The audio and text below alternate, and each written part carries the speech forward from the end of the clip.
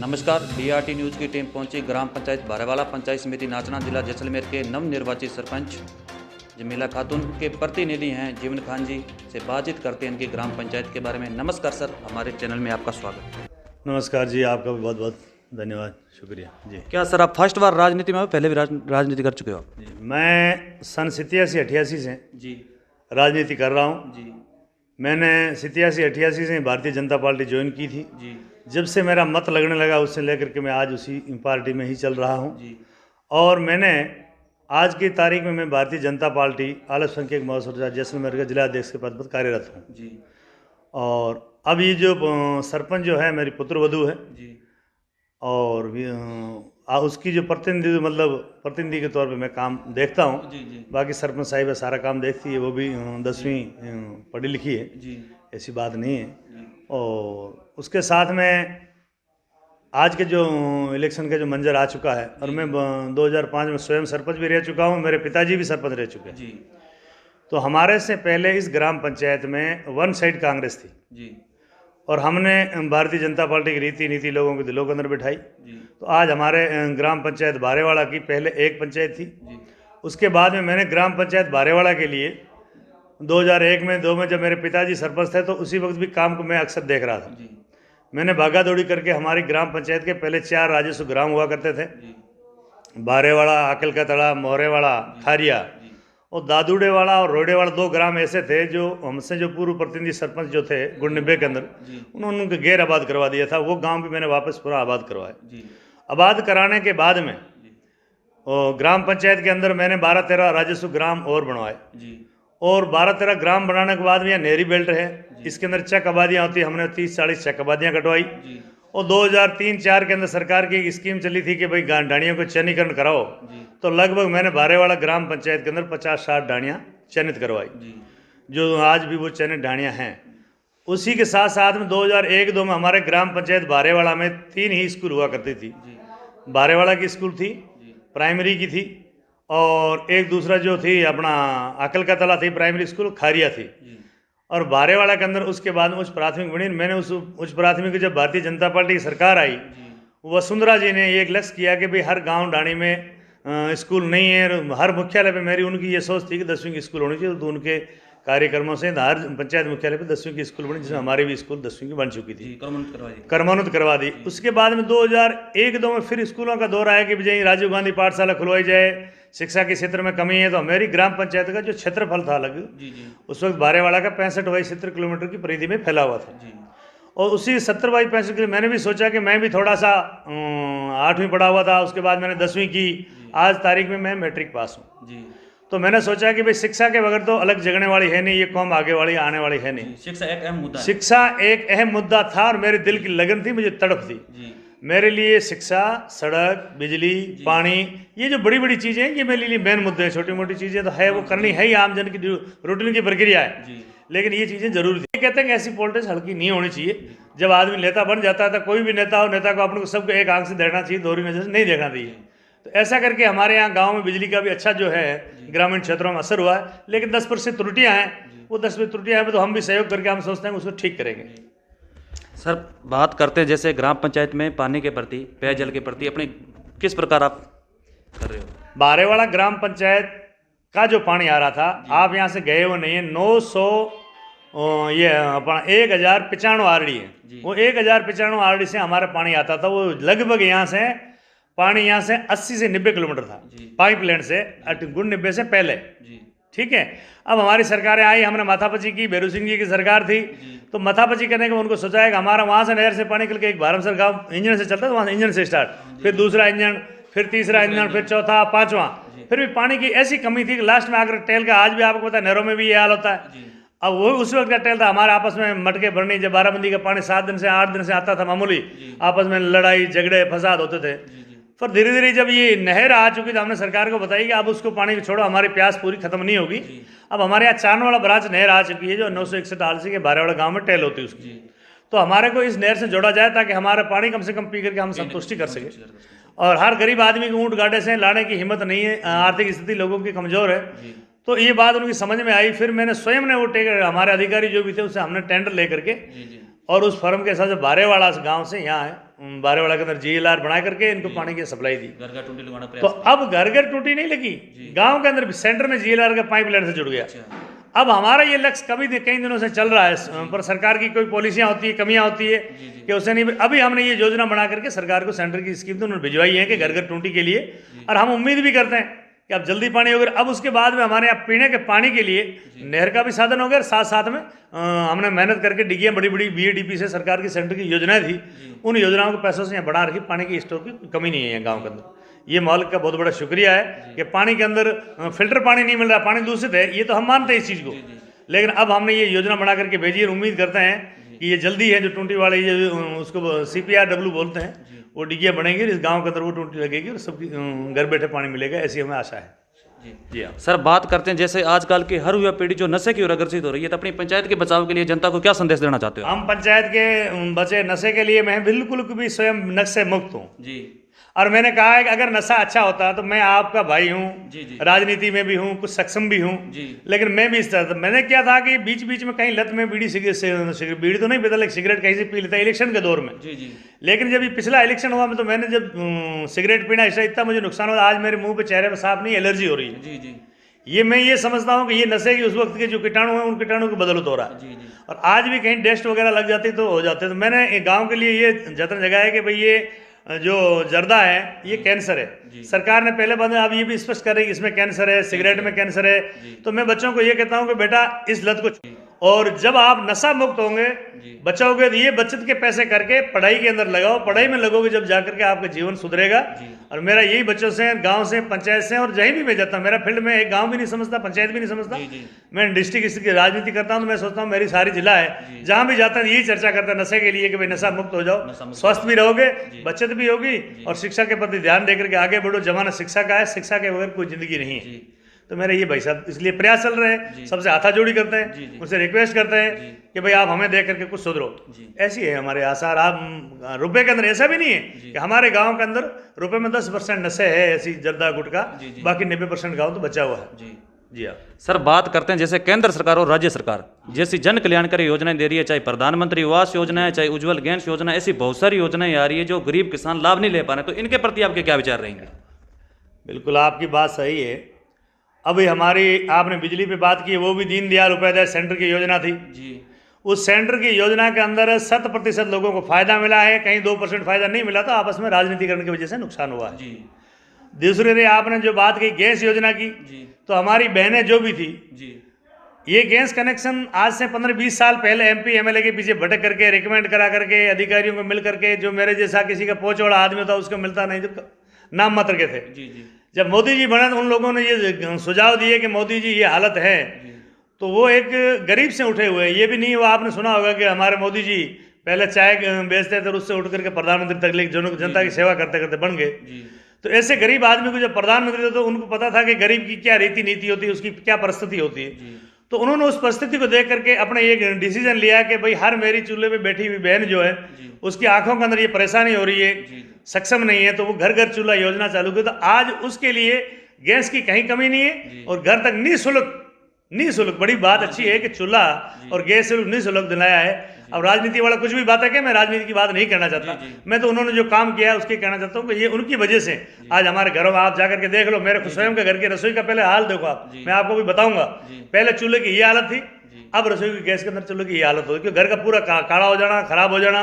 और आज सारी बहनों की जो रोटी घड़ने की बनाने की आधी रात को आओ, 2 मिनट गैस जगह है, चूल्हा जगह है, चाय पानी बनाई, नहीं तो आपके लिए मैं चाय 1 घंटे से 2 घंटे से आती, जब आप आए तो हमने चाय के लिए आपको मनवार किया, 2-5-10 मिनट में आ गए होंगे, ऐसे ही हुआ ना। तो ये उसी की मोदी जी की देन से आई है, किसी का एहसान नहीं है। अब आपने दूसरी बात जो आपने कही है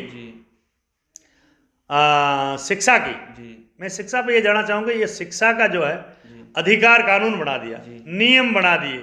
आज शिक्षा के ये जरूर है कि कोविड-19 ये किसी की आपदा है, ये किसी के ना मोदी जी के हाथ में ना अपने हाथ में, लेकिन वो दिन और रात लगे हुए हैं, बार बार कह रहे हैं कि हाथ धो, मास्क लगाओ, और मैं भी अभी मेरे जेब के अंदर, आप ऐसा नहीं सोच रहे हैं कि मास्क नहीं, मैं मास्क लगाता हूँ, लेकिन आपके इंटरव्यू की वजह से मैं इस मास्क भी लेके बैठा हूँ, लेकिन हम उसकी पालना कर रहे हैं, बार बार हाथ धो रहे हैं। तो अब सब लोगों से भी ये कहते हैं दूरी बना करो, बीमारी से किसी का रिश्ता नहीं होता है, ये तो बीमारी जो मर्ज है, मर्ज से किसी का रिश्ता नहीं होता, बचाव ही उपाय है, इसी के लिए लगे हुए हैं। तो शिक्षा के प्रति उनकी अच्छी जगह है। हमारे स्कूल में, मैं आपको पहले 10वीं का था, 12वीं स्कूल हो चुकी है, तो इस तरीके के शिक्षा का अधिकार कानून भी बना है और उसके लिए भी वो लोग लगे हुए हैं।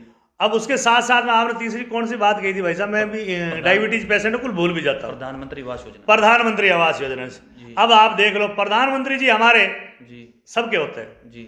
और मैं उससे ये नहीं कहना चाहता ये कांग्रेस का, बीजेपी का बनेगा एक बनेगा जी बात, और दूसरी का बनेगा एक बनेगा, सरपंच भी बने। मेरी एक ही जीतने के तत्पश्चात मेरी एक सोच है और मैं सभी से अपील करता हूँ, मैं जब अभी सरपंच बना सबसे पहले मैंने जाकर के उनके घर में जाकर बधाई दी। एक जो लोग तूफान करते हैं, फटाके छोड़ते हैं, खुशियां बहुत बड़ी बड़ी मनाते हैं, मैं उससे भी इतना वो प्रभावित नहीं हूँ, क्योंकि वो भी अपना भाई है, उसके दिल के अंदर ठेस पहुंची होगी, तो मैं उनको जाकर हाथ जोड़ता हूँ। भाई किसी का हा उल्ला करने की जरूरत नहीं, जनता ने जिसको जनार्दन दे दिया है उसको कबूल करते हैं, वो भी करते हैं, हम भी करते हैं। स्वयं जाकर के मैं उनकी जाके पहले चाय पीता हूँ, फिर उनको मेरे घर पे लेके आता हूँ, यही मैंने किया है। और अब भी कोई योजना जो बनाता हूँ मैं, तो अब मैं उनको विपक्ष वालों को पहले बुलाता हूँ। कुछ हम में से ऐसे कार्यकर्ता होते हैं, उनको ये खुश होती है कि भाई ये सामने खड़े थे, इनको क्यों मंगाया। मैंने कहा आप जीत गए, यहाँ पर सरपंच तो एक ही है, उनकी दूसरी कौन बनाने के लिए आएगा। तो अपन उनको भी मंगा करके सबसे पहले उनकी राय लेते हैं, उनकी राय पक्ष और विपक्ष दोनों की राय लेने का जो उचित निर्णय होता है उस निर्णय पे पहुंचते हैं, उसी हिसाब योजना बना के काम करते हैं। उसी के तहत जो आपने अभी जो बात कही है इसकी अपने की सॉरी मेरे दिमाग में प्रधानमंत्री आवास के बारे में, तो मैं उस वक्त में जा रहा था, प्रधानमंत्री जी की बात की जो कह रहा था, तो हमारे प्रधानमंत्री स्वर्गीय राजीव गांधी जी कांग्रेस के थे, लेकिन प्रधानमंत्री हम सबके एक ही थे, कोई माने ना माने, उनकी अलग अलग किसी की सोच अलग। मैं जो बना है उसको एक ही मानता हूँ, वो अपना ही था, बनने के बाद अपना ही होता है।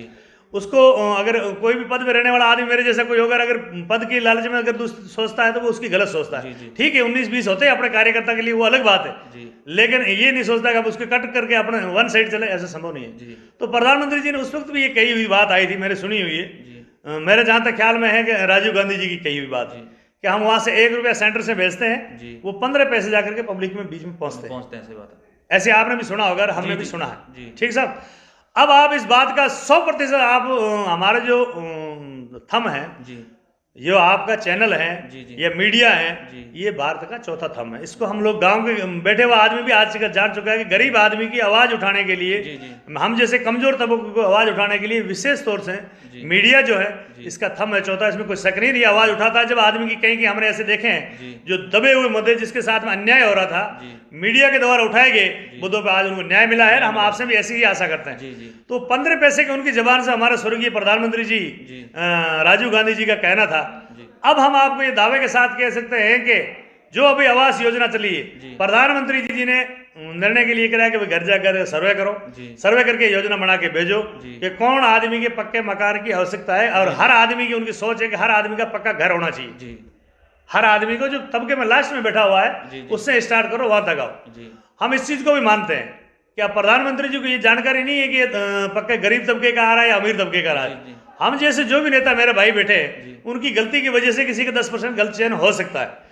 आज की तारीख में प्रधानमंत्री जी ने जो बनाई ये योजना और उस आवास स्वीकृत करवाए हैं, उसके बाद पहले फोटो होता है, जियो टैगिंग उसी की होती है, फिर उसको पहली किस्त के बाद में सेकंड किस्त होती है, सेकंड के बाद में पूरा होने पर थर्ड किस्त जारी होती है, और उसके मियाँ बीवी का फोटो भी साथ में होता है। सारी प्रक्रिया करने के बाद में होती है। अब उसके बाद भी अगर कोई हम जैसा नेता गलती करके कोई त्रुटि करवा लेता है तो कोई प्रधानमंत्री जी की तो गलती नहीं है कि प्रधानमंत्री जी ने ये कहा है कि आप इनके घर में, उनकी तो सोच ये है। तो अब ये 100% तो मैं नहीं कह सकता, फिर भी हम जैसों की वजह से कमी होगी, लेकिन 95% वो आवास स्वयं को ही मिल रहे हैं। और उनकी जोगड़ी ऐसे एक नहीं, मेरे गांव के अंदर लगभग अभी प्रधानमंत्री जी की जो पिछले योजना चली थी उसके अंदर 90-95 मकान बन चुके हैं, उनके जो नाम थे वो आवास पक्के हैं। अब सरकार की दोबारा जो सर्वे हुई है, अब भी प्रधानमंत्री जी ने दोबारा सर्वे कराई और सर्वे करो, तो अब नई सर्वे होकर के ये 17-18 में गई है। उसमें भी सूची हमारे पास भी आई थी कि इनके अंदर आप क्या कहते हैं आधार कार्ड अपडेट कराओ, जॉब कार्ड अपडेट कराओ, वो हम लोगों ने किया है। वो भी जल्दी, मुझे उम्मीद है कि प्रथम जो अलॉट है वो जल्दी इसी महीने या अगले महीने में आने की आशा रखते हैं, और हर गरीब आदमी को उसका पक्का मकान आवास मिलेगा। ये भी उनकी योजना है। अब हमारे इस बॉर्डर क्षेत्र को देख लो, BADP योजना, बॉर्डर डेवलपमेंट योजना, जब मैं 5 में सरपंच था तो ये BADP योजना की जो गाइडलाइन थी वो अलग थी सेंटर की, लेकिन नेता लोग की वजह से, दबाव की वजह से उसका पैसा जो है बॉर्डर पे ना कर, बॉर्डर बीईडीपी योजना का मतलब होता है बॉर्डर डेवलपमेंट करने के लिए स्कीम है, सीमा क्षेत्र के विकास के लिए। उस पैसे को आगे जो 10% बॉर्डर पे खर्च होता था, 90% शहरों तक पहुंच जाता था वो पैसा। लेकिन वसुंधरा जी की सरकार आई, हम सरपंच बने, हमने वसुंधरा जी के सामने ये बातें रखी। पिछली दफे जब साथ में हमारे वसुंधरा जी बॉर्डर पे भी आई थी, तो हमने वसुंधरा जी को सोचा, वसुंधरा जी बीईडीपी का आपने बॉर्डर के लिए सरकार ने बढ़ाई है, वो बॉर्डर ये रहा, हम बॉर्डर के ऊपर चिपके हुए बैठे हैं। लेकिन इसका फायदा हमें ना अमल करके हमें यहाँ 10% में था, 90% शहरी के अंदर तक पहुंच जाता है। तो हमारी मेहरबानी है कि सेंट्रल सरकार को आप सुझाव भेजो कि ये जो पैसा जो है ये बॉर्डर से काम होना चाहिए, ये 0 से 10 किलोमीटर पहले हो, 10 से 20 हो, 20 से 30 हो। तो उन्होंने वो प्लान बना करके भेजा, सेंट्रल सरकार ने उसकी मंजूरी दे दी। तो अब ये जो है जो भी पंचायत जिसको प्रभावित हो रही है, जैसे हमारी पंचायत है या और पंचायत है, उसमें किसी नेता की त्रुटि हो जाए वो अलग बात है, लेकिन वो बीईडीपी का पैसा जो है, आज भी छोटी मोटी गलतियां आज भी नेता लोग करते हैं, बीईडीपी के नाम से बॉर्डर के गाँव के नाम से करके और कोई ना कोई दूसरा छोटा मोटा गांव ऐड करना चाहते हैं, लेकिन फिर भी वो पैसा योजना चल रही है, उसके विकास हो रहा है, वो भी पैसा सेंटर का। दूसरी एक मिनट, नरेगा योजना, ये मैं मानता हूं कि कांग्रेस सरकार की देन में बनी थी और उसका उनका सोच था हर गरीब को पैसा मिलना चाहिए, लेकिन मोदी जी की उससे भी बढ़कर सोच होगी। उनकी एक सोच तो ये हुई कि उस गरीब के पेट में पूरा पैसा नहीं जा पा रहा है, तो इसका पैसा बढ़ोना चाहिए। तो वो पैसा बढ़ता बढ़ता आज 210 रुपए एक आदमी का हो गया। फिर उन्होंने पैसा कहा कि भाई ये जो भी कार्यकारी एजेंसी इसमें त्रुटियां करती है, तो उनके अब क्या करें, तो अब उनका खाता खुलवाकर डायरेक्ट उनके खाते में डाले। तो आज जो पैसा आ रहा है उनके खाते में आ रहा है, खाते में आने के बाद वो अपने कोई त्रुटि करे उनकी बात है। दूसरी बात उसके समय खाद्य सुरक्षा पे आप आ जाओ, खाद्य सुरक्षा पे सेंटर पे एक लागू करने वाला व्यक्ति मात्र मोदी जी है कि यहाँ बैठे वाला बारेवाड़ा में राशन ले सकता है और दिल्ली में भी ले सकता है, तमिलनाडु में ले सकता है, कश्मीर में भी ले सकता है। कितना बहुत बड़ा निर्णय है। अब इसका अपन सम्मान और आदर करना चाहिए कि उस जब वो आदमी अपना अंगूठा लगाएगा, जब जाकर के वो मशीन के अंदर उसको अनाज दूसरे को मिलेगा, या उसका जो फोन है उसके अंदर ओटीपी उसकी दिलवा दी, ओटीपी खुद देगा, यस करेगा कि मेरे ये गुप्त नंबर है, जब जाके उसको राशन मिलेगा। तो ये सेंटर की देन, इससे बढ़कर कोई कुछ हो नहीं सकती। तो अब योजनाओं पर अपन चर्चा करने लग जाए, मैं तो अनपढ़ आदमी हूँ, गाँव का रहने वाला हूँ, अगर उस पर लंबी योजनाओं पर चर्चा करेंगे तो योजनाओं की बहुत है, दिन भर के आज 2 दिन मेरे से कराते रहो, तो मैं उस पर चलता रिसर्च पे चलते जाएं तो चलते ही जाएंगे। लेकिन मोटा मोटी जो मेरी जानकारी में, और इतना मैं वो भी विद्वान भी नहीं हूँ, दूसरों तरह सक्षम भी नहीं हूँ, तो कर सकें। तो ये इस तरीके से ये है मेरी जो जानकारी में है। और हम आगे भी ये विकास की सोच रहे हैं कि बिजली के लिए भी प्लान अच्छा और बनाएं, सड़क के लिए और बनाएं, पानी के लिए और अच्छा बनाएं, और स्वास्थ्य के लिए और बनाएं। और स्वास्थ्य भी आप देख रहे हो, पैसा जो है एनआरएचएम या तो राजस्थान गवर्नमेंट जो भी है रुपए में 10 पैसे खर्च करते हैं, 90% पैसा तो सारा सरकारों का है। तो वो भी जस्ट लगते हैं ना, अच्छी योजना है। अब उसके अंदर आप परिवार कल्याण पे ले लो, हमारे गांव में मेरे सरपंच होने से पहले परिवार कल्याण का काम नहीं चल रहा था। हम लोगों ने सुझाव दिए कि भाई इस परिवार कल्याण को आप अपनाओ। अपनाने का मतलब ऐसी क्यों सोची हमने कि ऐसी कई मौतें हमारे सामने बेमौत के दलील होगी। बच्चा होने के टाइम में कमजोरी होती है, बीमारियां से ग्रस्त हो जाती है, खाना पीना बराबर सबका सम्मान रहता नहीं है, तो उस वजह से बेमौतें हो रही थी। लोगों को समझ में आई, आज वो लोग भी अपने उस बात को समझ करके, अपनी परिस्थिति को देख करके, डॉक्टर वगैरह के राय ले करके आज परिवार कल्याण में बढ़ चढ़ कर लोग भाग ले रहे हैं। तो इसमें भी लोगों का अच्छा हो रहा है, ऐसी बात नहीं है। लेकिन हम ये कहते हैं कि जो डॉक्टर सुझाव दे वो डॉक्टर अपने लिए करते हैं, उनके स्वास्थ्य के लिए। तो स्वास्थ्य तो सबका अपना है, पहला सुख स्थान का स्वास्थ्य होना चाहिए, पहला सुख निरोगी काया। अब मैं हूँ डायबिटीज का हूँ, पेशेंट हूँ, बराबर शरीर पे ध्यान नहीं दे पा रहा हूँ, वो मेरी लापरवाही कर रहा हूँ। मेरा जो इलाज करने वाला डॉक्टर था, मेरा बड़ा दलील दोस्त था, जो आज मेरे को 10 साल से वो गाइड भी कर रहा था कि जीवन खान जी स्वास्थ्य का ध्यान रखे, स्वयं का स्वास्थ्य का ध्यान रखे। अब बीच में मालिक की क्या मर्जी थी, कोरोना बीमारी आई, उसका है जो उसमें दुनिया से इंतकाल हो गया। तब उनका सुना, तो जब से मेरा फिर भी दिमाग पजल हो रहा है, मेरी शुगर आगे पीछे हो रही है। और इस तरीके से यही करेंगे। हमारा तो यही सोच है कि जो 36 योजना हो, और ये भी नहीं है कि एक योजना एक जात पात की। हम तो ये 36 बिरादरी जो है, 36 कौम को साथ लेकर के, मेरे यहाँ भी मेरी पंचायत में 400 वोट बारेवाड़ा के अंदर मुसलमानों के अलावा गैर थे, 36 जातों के थे।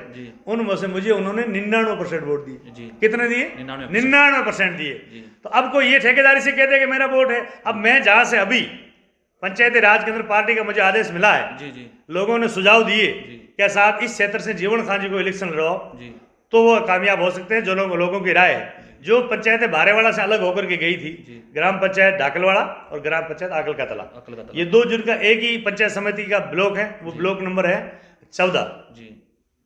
तो लोगों की मांग आई तो पार्टी ने कहा कि नहीं भाई, आपकी लोगों की डिमांड आ रही है, आपको वहां से उतरना पड़ेगा। हमने पार्टी को कहा जो पार्टी का आदेश होगा, जिस जगह पार्टी कहेगी, जहां से लड़ाएगी, पहले इनका जिला परिषद का, मैंने कहा जिला परिषद के लिए मैं तैयार हूँ, जैसे हमारा 17 नंबर ब्लॉक है, पार्टी को कहा मैं तैयार हूँ। आप इधर ब्लॉक में पंचायत समिति लड़ाना तब भी मैं तैयार हूँ।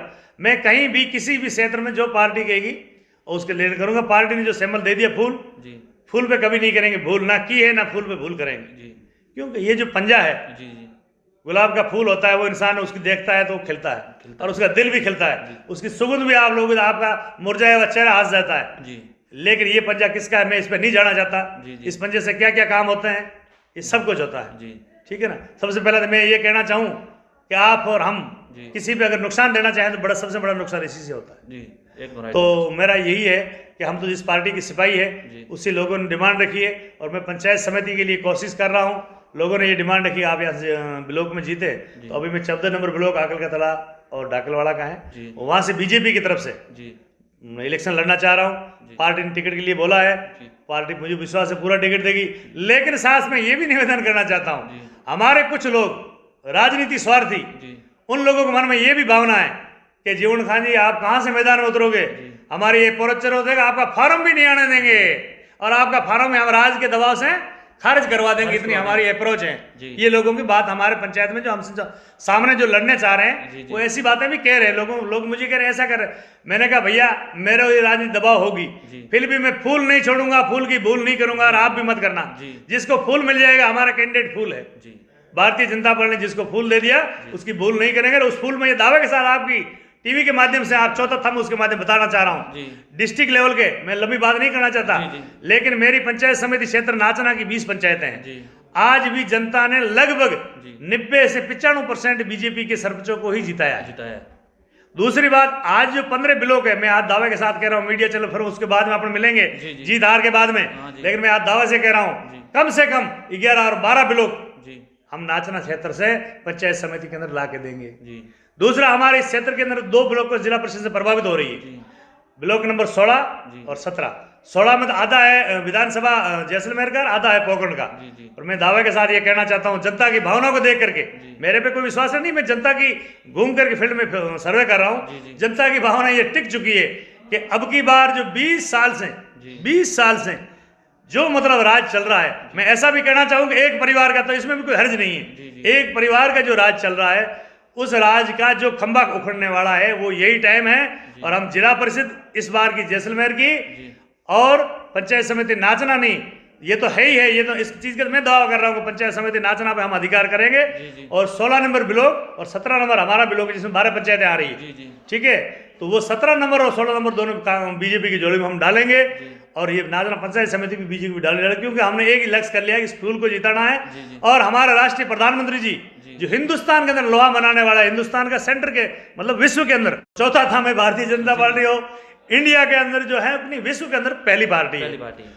अब दूसरी बात, अगर उधर से अपन चलेंगे, अगर राजनीति लंबी हो जाएगी तो मैं वहां पर नहीं जाना चाहता कि हमारे प्रधानमंत्री मुख्यमंत्री से उठ करके लोगों को अगर कहता है जी इन्होंने ये कर दिया, गुंडे पे निपे में ये क्या कहते हैं वो उस तरीके से 1-2 में दंगे हुए, उसमें मैं नहीं जाना चाहता, लंबी कहानी है। तो वहां से अगर आना चाहें तो प्रधानमंत्री बना दिया, प्रधानमंत्री जब ये बना था इन्होंने कहा जी ये नोटबंदी कर दी, इन्होंने हथौड़ा मार दिया, आर्थिक स्थिति कर दी, वो हो गया, अब दोबारा नहीं आएगा, ठीक है ना। हमारा राजीव गांधी जो है विपक्ष के नेता है, उन्होंने बहुत बड़ी बड़ी बातें की थी, नेता और भी कहते, लेकिन जनता ने उनको स्वीकार कर दिया। उन्होंने कहा मोदी जी है तो देश सुरक्षित है।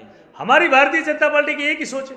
अब लोगों के अंदर कहते हैं जी माइनॉरिटी के लोगों को ध्यान नहीं देती है, तो पिछले दफे में आपको जब पता होना चाहिए, मैंने 1-2 शब्द कहे थे, मैंने कहा भारतीय जनता पार्टी के दिन ज्यादा मैं बैठा हूं ना, मैंने पोखरण विधानसभा है उसके अंदर जब ये अलग विधानसभा हुई, मैंने दावेदारी की, पार्टी ने उसको एक्सेप्ट भी किया कि आप इसके काबिल है और हमारी पार्टी कार्यकर्ता है, लेकिन पार्टी की कई मजबूरियां होती है, सर स्तर पे सोचा जाता है, वो निर्णय आप भैया, फिर हमने कह दिया हमारा जो स्टेट बोर्ड सेंट्रल बोर्ड जो निर्णय लेगा हम उसके साथ में फूल के लग जाएंगे, तो हम साथ में फूल के लग गए।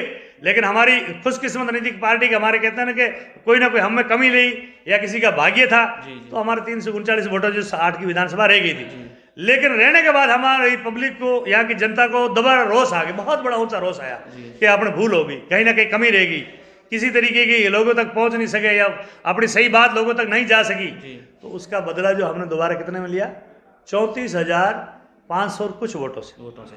और हमारे प्रधानमंत्री जी यहाँ पोखरण के अंदर सभा भी की थी उन्होंने जी। आपको जानकारी है या नहीं है? जी। उस दौर में जी। तो हमने मोदी जी को ये कहा था, मोदी जी आप पोखरण में आ चुके हैं, ये पोखरण वो धरती शक्ति है जहां से अटल बिहारी जी ने एक एक नहीं दो दो नहीं बसीट उठाए थे। विश्व आज पोखरण को मान रहा है कि नहीं मान रहा है? मान रहा है ना। तो ये जब तब जाती है ना तो ये एक ही देखती है कि इस धरती के सम्मान को बचाने वाली पार्टी कौन है, इस देश के प्रति सोचने वाली पार्टी कौन है, सिर्फ भारतीय जनता पार्टी है। तो उस देश की हम उस मिट्टी में बने हुए कि भारतीय जनता पार्टी धरती माता को सबसे पहला अपना मानती है कि जैसे माँ के समान दर्जा देती है वो होनी चाहिए। तो उसके बाद हिंदुस्तान की जो भी है जमीन है उनकी रक्षा उनका काम है, और यहाँ की जो जनता है उनकी सेवा करना, अपना जो कहते हैं ना कि दुश्मन से बचा करके रखना और सुरक्षा करना, राष्ट्रीय सुरक्षा। आप देख रहे हो आज के टाइम हम यहाँ बैठे हैं, इस सेवा की वजह से, सुरक्षा सही होने की वजह से आज हम गर्व से कह सकते हैं कि इस हिंदुस्तान के अंदर आज चिड़िया भी इधर चौंकने की सोचे ना चारों बॉर्डरों में, फिर भी हम इस बॉर्डर पे तो रह रहे हैं भारत पाक के। हमारे मुसलमान भाई उससे यहाँ लोग कहते हैं कि 90% है, लेकिन मैं ये कह रहा हूँ 65-71 की जब लड़ाई हुई थी आपने सुनी नहीं होगी, आपका हमारा जन्म भी नहीं था, लेकिन बुजुर्गों से कहानियां सुनी है कि उस धरती के अंदर यहाँ की जनता ने, जैसे आज इंटेलिजेंस सीआईडी काम करते, मेरे खुद भदर भी कह रहे थे कि हमने 65-71 की लड़ाई में सेना का साथ देख रहे आगे सारे देश की सुरक्षा की दृष्टि से आगे देखा कि भाई क्या हो रहा है, सोर्स के रूप में इंटेलिजेंस काम कर रही है, वो यहाँ की जनता काम कर रही थी। फिर हथियारों की बात आई तो हथियार ले लेकर के सरकार ने लाइसेंस जारी किए थे यहाँ के लोगों के लिए, उन्होंने अपने बंदूक ताड़ कर सामने ये नहीं देखा कि हमारे बरादरी है, ये देखा कि हमारा देश है, हम जिस मिट्टी में पैदा हुए हैं, हमारी यही एक ही सोच है कि अब हमारे ग्रंथ की अगर बात कहे तो हमारा ग्रंथ भी यही कहता है, उसको अगर गलत कोई उपयोग, इन्होंने कहा जी ये नोटबंदी कर दी, इन्होंने हथौड़ा मार दिया, आर्थिक स्थिति कर दी, वो हो गया, अब दोबारा नहीं आएगा, ठीक है ना। हमारा राजीव गांधी जो है विपक्ष के नेता है, उन्होंने बहुत बड़ी बड़ी बातें की थी, नेता और भी कहते, लेकिन जनता ने उनको अस्वीकार कर दिया। उन्होंने कहा मोदी जी है तो देश सुरक्षित है। हमारी भारतीय जनता पार्टी की एक ही सोच है। अब लोगों के अंदर कहते हैं जी माइनॉरिटी के लोगों को ध्यान नहीं देती है, तो पिछले दफे में आपको जब पता होना चाहिए मैंने एक दो शब्द कहे थे, मैंने कहा भारतीय जनता पार्टी के दिन ज्यादा मैं बैठा हूँ ना, मैंने पोखरण विधानसभा है उसके अंदर जब ये अलग विधानसभा हुई मैंने दावेदारी की, पार्टी ने उसको एक्सेप्ट भी किया कि आप इसके काबिल है और हमारे पार्टी कार्यकर्ता है, लेकिन पार्टी की कई मजबूरियां होती है, सर स्तर पर सोचा जाता है, वो निर्णय आप भैया फिर हमने कह दिया हमारा जो स्टेट बोर्ड सेंट्रल बोर्ड जो निर्णय लेगा हम उसके साथ में फूल के लग जाएंगे, तो हम साथ में फूल के लग गए।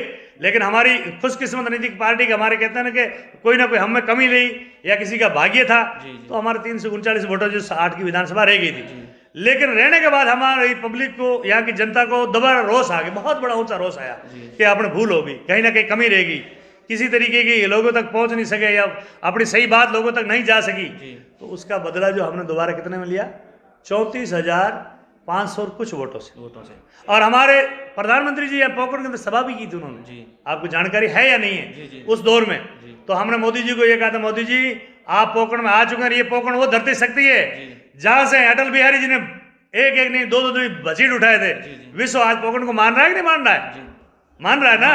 तो ये जब तब जाती है ना तो ये एक ही देखती है कि इस धरती के सम्मान को बचाने वाली पार्टी कौन है, इस देश के प्रति सोचने वाली पार्टी कौन है, सिर्फ भारतीय जनता पार्टी है। तो उस देश की हम उस मिट्टी में बने हुए कि भारतीय जनता पार्टी धरती माता को सबसे पहला अपना मानती है कि जैसे माँ के समान दर्जा देती है, वो होनी चाहिए। तो उसके बाद हिंदुस्तान की जो भी है जमीन है उनकी रक्षा उनका काम है, और यहाँ की जो जनता है उनकी सेवा करना, अपना जो कहते हैं ना कि दुश्मन से बचा करके रखना और सुरक्षा करना, राष्ट्रीय सुरक्षा। आप देख रहे हो आज के टाइम हम यहाँ बैठे हैं, इस सेवा की वजह से, सुरक्षा सही होने की वजह से आज हम गर्व से कह सकते हैं कि इस हिंदुस्तान के अंदर आज चिड़िया भी इधर चौंकने की सोचे ना चारों बॉर्डरों में, फिर भी हम इस बॉर्डर पे तो रह रहे हैं भारत पाक के। हमारे मुसलमान भाई उससे यहाँ लोग कहते हैं कि 90% है, लेकिन मैं ये कह रहा हूँ 65-71 की जब लड़ाई हुई थी आपने सुनी नहीं होगी, आपका हमारा जन्म भी नहीं था, लेकिन बुजुर्गों से कहानियां सुनी है कि उस धरती के अंदर यहाँ की जनता ने, जैसे आज इंटेलिजेंस सीआईडी काम करते, मेरे खुद भदर भी कह रहे थे कि हमने 65-71 की लड़ाई में सेना का साथ देख रहे आगे सारे देश की सुरक्षा की दृष्टि से आगे देखा कि भाई क्या हो रहा है, सोर्स के रूप में इंटेलिजेंस काम कर रही है, वो यहाँ की जनता काम कर रही थी। फिर हथियारों की बात आई तो हथियार ले लेकर के सरकार ने लाइसेंस जारी किए थे यहाँ के लोगों के लिए, उन्होंने अपने बंदूक ताड़ कर सामने, ये नहीं देखा कि हमारे बरादरी है, ये देखा कि हमारा देश है, हम जिस मिट्टी में पैदा हुए हैं, हमारी यही एक ही सोच है कि अब हमारे ग्रंथ की अगर बात कहे तो हमारा ग्रंथ भी यही कहता है, उसको अगर गलत कोई उपयोग करता है गलत करता है। ये कहता है जिस माटी में पैदा हुए हो उस माटी को देखना है, जी। उस माटी के प्रति समर्पित होना है, और उसमें हमारा मुसलमान का तो अव्वल धर्म है कि जो अपनी माटी के प्रति वफादार नहीं वो मुसलमान भी नहीं है। इतना बड़ा संकल्प। दूसरी बात, हम ये भी नहीं देखते कि आपके पड़ोस में बैठे वाला गैर है। हमारा धर्म ये ग्रंथ कहता है कि जो आपके पड़ोस में बैठा हुआ आपका भाई 100 कोस दूर बैठा है वो काम नहीं आने वाला, आपसे छिपा हुआ वो काम आना है। और आपके भाई को आपके हाथ से, आंख से, तकलीफ से पड़ोसी भाई को दर्द नहीं होना चाहिए। अगर आप उसको दर्द हो रहा है तो आप मुसलमान भी नहीं है। ऐसी सोच है, हाथ से, जबान से तकलीफ नहीं होनी चाहिए। तो हमारी भी यही भावना से हम मालिक से प्रार्थना करते हैं कि हम इतने कोई वो नहीं है, गांव की माटी से पैदा हुए आदमी है, गांव के आदमी हैं, और सभी से अभी भी जाएंगे लोगों के बीच में ये हाथ जोड़ेंगे। भाई ये सक्षम पार्टियां हैं, उनका राजतंत्र भी है और ये कुछ भी करा सकते हैं, और फॉर्म भी करा सकते हैं, खारिज भी करा सकते हैं, हमें भी कुछ करवा सकते हैं, हमारे खिलाफ कार्रवाई करा सकते हैं, सारे करा सकते हैं। लेकिन हम तो ये आपके पास 2 हाथ लेकर आए, ये गुलाब का फूल लेके आए, इस फूल को सूंघ लो, पार्टी ने हमें दिया है, इस फूल को मत छोड़ो। यही मैं आपसे आशा करता हूँ कि मैंने तो जो मेरी जानकारी में थी विशेष बातें बताई, वैसे अगर लंबी हो जाएगी तो और कोई खास बात है तो बता दीजिए, नहीं तो आपका भी समय होगा, मैं भी जनता बाहर आई बैठी हुई। एक क्वेश्चन में एक और स्वस्थ भारत मिशन के तहत अपनी ग्राम पंचायत के प्रति आपके क्या विचार रहेंगे? स्वास्थ्य मिशन पर, स्वस्थ भारत मिशन के तहत अपनी ग्राम पंचायत के प्रति या पूरे जिले के प्रति आपके क्या विचार है? मैं तो स्वास्थ्य मिशन प्रति जो अभी जो अभियान चल रहा है, जागरूक चल रहा है, उसके लिए हम लोग गांव-गांव, ढाणी-ढाणी एक ही कह रहे हैं कि जो सरकार की जो स्वास्थ्य मिशन की योजना है कि आदमी का पहला सुख निरोगी काया होनी चाहिए। मैंने आपको दिया वो जो सरकार की जितनी योजनाएं चल रही है उनका आप लोग उस योजनाओं से जुड़े, लोगों तक उस लोगों, हम भी प्रचार प्रसार कर रहे हैं, चिकित्सा विभाग भी कर रहा है, भारत सरकार भी कर रही है, राजस्थान गवर्नमेंट भी कर रही है, और जिला स्तर पे भी कर, हर जगह इस पे जगह जगह अलग जगह जा रहे हैं। और हमारी भी यही रहेगी, हमारे लोगों से अपील भी रहेगी कि जो स्वास्थ्य मिशन भारत चल रहा है, अपन स्वस्थ रहेंगे, भारत स्वस्थ रहेगा, भारत उन्नति करेगा, भारत आगे बढ़ेगा, अपन उसमें खुशहाल होंगे और इसमें खुश रहेंगे। इस पर अगर अपन ध्यान नहीं देंगे तो आप मुरझाऊ होगा। आज इसकी भारत जैसी जनरेशन में लोग दावा करते हैं कि 65% युवा अगर मिलेगी तो भारत में मिलेगी। ये स्वास्थ्य मिशन का और जो अलग जग रहा है इसी का कारण है कि भारत के अंदर ऐसे युवा मिल रहे हैं। जो युवा जब तैयार हो जाता है तो आपको पता है कि इधर से उधर कर देता है। जब बीमारू हो जाएगा, परदेश हो जाएगा, चाहे भारत हो जाएगा, तो आगे उन्नति तरक्की नहीं करेगा। आज हमारे यहाँ के लीडर अडवाणी जी को आप देख लो ना, कितने बुजुर्ग हैं, आज भी उनके तरफ क्या है कि भारत की सेवा में लगे रहे, आखिरी दम लगा रहे। तो वो स्वास्थ्य के प्रति उन्होंने ध्यान भी दिया है। लोगों अलग भी जगह आज इतनी उम्र होने के बाद में भी स्वास्थ्य ऐसे आदमी जनरेशन के कम उम्र के विदेशों में मिलेंगे, देशों में भारत की मिट्टी में मिल रहे हैं। मेरा तो यही कहना है। इतनी ज़्यादा मेरे पास जानकारी भी नहीं है, लेकिन जो जो जो थी मैंने आपको मोटी मोटी बताई। सर, जनता ने ग्राम पंचायत में आपको चुनाव जिता दिया है, जी हाँ, जीत का ताज पहना दिया है, 5 साल का कारोबार सौंपा है, तो ये जीत का श्रेय आप किसको देना चाहते हो? मैं जीत का श्रेय 36 कौम को, ग्राम पंचायत बारेवाड़े की जनता को देना चाहता हूँ। उसके प्रति जिस आदमी ने मेरे प्रति आस्था सोची है, जिसने ये सोचा है कि ये सरपंच बनने चाहिए, तो मैं ये सोचता हूँ कि एक ग्राम पंचायत ने तो पहला सोचा ही है, लेकिन मैं ये सोचता हूँ जैसलमेर जिले ने भी ये सोचा था कि ग्राम पंचायत बारेवाड़ा के अंदर प्रतिनिधि पंचायत पद के लिए सरपंच खां जीवन खां कर रहे हैं, उनकी पुत्रवधू खड़ी है, ये सरपंच जीत के आएगा तो इस पंचायत के लिए तो सोचेगा ही सोचेगा, लेकिन बाहर की पंचायत और जिला भी हमसे कुछ आशाएं रखता है कि हो गए। तो ये पूरे जिले का और विशेष तौर से मेरी ग्राम पंचायत का मैं आभार करता हूँ कि उन लोगों ने मुझ जैसे, पहले भी मेरे पिताजी पे भरोसा किया, मुझ पे भरोसा किया, आज मेरी पुत्रवधू पे भरोसा किया है, 3 पीढ़ी, अभी भी मेरे को पार्टी ने भी भरोसा किया है कि ये आदमी है तो टिकट दिया यहाँ से, एक मेरे यहीं से, दूसरा जो कैंडिडेट मेरा 15 नंबर में, उसमें भी मुझे भरोसा किया। पार्टी ने कहा 15 नंबर और 14 नंबर जीवन खां जी आपके हाथ में, जिसको टिकट चाहो बीजेपी का दो, और हम तो यही कहते हैं कि 14 नंबर से तो हम आप ही को देंगे। और 14 नंबर के अंदर भी जो कैंडिडेट लड़ रहा है, कांग्रेस वाला सोच रहे हैं, मैं आपको करो बड़ी बड़ी धमकियां आ रही है कि फार्म आपके खारिज करवा देंगे, आपको यूं करवा देंगे, आपके हमने कहीं ऐसे खेल खेले हैं राजतंत्र में होते हैं, सब मैंने कहा 24 की करेंगे, अपना करेंगे। मुझे पता है कि जो जिसकी खाज करने की आदत होती है, किसी के गंजा देख करके नाखून में उसको खून निकालने की, वो खून निकालेगा, ठीक है ना। पर हमारी जनता भी ये करेगी, हम उसको मलम पट्टी भी करना जानते हैं, और मुझे उम्मीद है कि यहाँ की जनता मलम पट्टी करेगी और जनार्दन हमें वापस देगी, और हम जनता की आशा के अनुरूप, मैं अभी भी मैंने जो कुछ बातें जो थी, जब भी पंचायत की कोई योजना बनने लगी तो मैंने सबको बुला के बैठा के करा, भाई आपकी बताओ राय क्या है, रवैया क्या है, जो ज्यादा आदमी जनता की राय होगी उसी के मुताबिक चलेंगे। जनता ने जो फैसला करेगी, ग्राम पंचायत की ग्राम सभा और यहाँ की पंचायत, उसी के मुताबिक ना करेंगे, नाम के हम अपने मोनोपोली से चलाएंगे, और हम ना ऐसा सोच रहे हैं। और ये भी हम सोचेंगे कि हमारी ग्राम पंचायत को जो पिछड़ा हुआ आदमी बैग बैठा है, अब मेरे सरपंच बनने के बाद में आवास योजना का सर्वे नहीं हुआ। जी। लेकिन मैं मानता हूं कि पिछले दफे जो सर्वे हुए, जी। अब वो मोदी जी तो वहां बैठे, लेकिन यहाँ करने वाली कड़ी कौन होती है? ग्राम पंचायत। ग्राम पंचायत। तो वहां की जो ग्राम पंचायत जो भी सक्षम थी, जी। 2011 में सर्वे हुआ है, उसके मुताबिक प्लान बन रहे, जी। तो वो हमारे उस क्षेत्र से नहीं थी। पर अब उनकी सोच ये है कि परिवार की पहले सोचें, जी। घर की पहले सोचें, मेरे मतदाता की पहले सोचें, विपक्ष के मतदाता को आउट करें। वो उनकी यही कांग्रेस की पॉलिसी है कि अपने आदमी को पहले सोचो, अपने कार्यकर्ता की सोचो, बाकी बनने के बाद मैंने कहा 36 कौम का, ये 36 कौम नहीं मानते, अपना परिवार पहले, फिर उसके बाद में जो अपने को जिताने में सहयोग करते उनको, उसी तरह उन्होंने प्लान बनाया। प्लान में काफी त्रुटियां है, पर मैं मोदी जी से ये मांग करना चाहूंगा कि इसको दोबारा फिर सर्वे होना चाहिए और आम लोग, गरीब जो पिछड़ा हुआ बैठा हुआ है, उन लोगों को फायदा मिलना चाहिए। प्रधानमंत्री आवास के अंदर जो पिछले सर्वे हुए उनमें गड़बड़ी जरूर हुई है, उनको दोबारा सर्वे चालू किया जाए ताकि लोगों को आवास का फायदा मिल सके। दूसरी मेरी राजस्थान गवर्नमेंट से यह निवेदन है कि 2003 के अंदर वसुंधरा जी की सरकार ने यहाँ के गरीबों को, जो भूमिहीन है, मतलब उसी को भूमिहीन है जिसके पास जमीन नहीं है, यहाँ मेन जो है पहले पशुधन था, अब लोगों के पास 5% पशुधन, 10% बचा है, अब 90% ये जमीन पे ही निर्भर हो रहे हैं। तो सरकार ने 2003-04 में आवेदन लिए थे, तो उस वक्त वसुंधरा जी की सरकार में कुछ आवंटन हो चुके हैं, और उसके बाद में 2004 में जो पत्रावली आवेदन लिए गए थे उनके 2004 के आंशिक रूप से, मैं ये नहीं कहना चाहूंगा, तो 90% में से 5% लोगों को अलॉटमेंट हुए, 95% आज भी जिला वंचित है।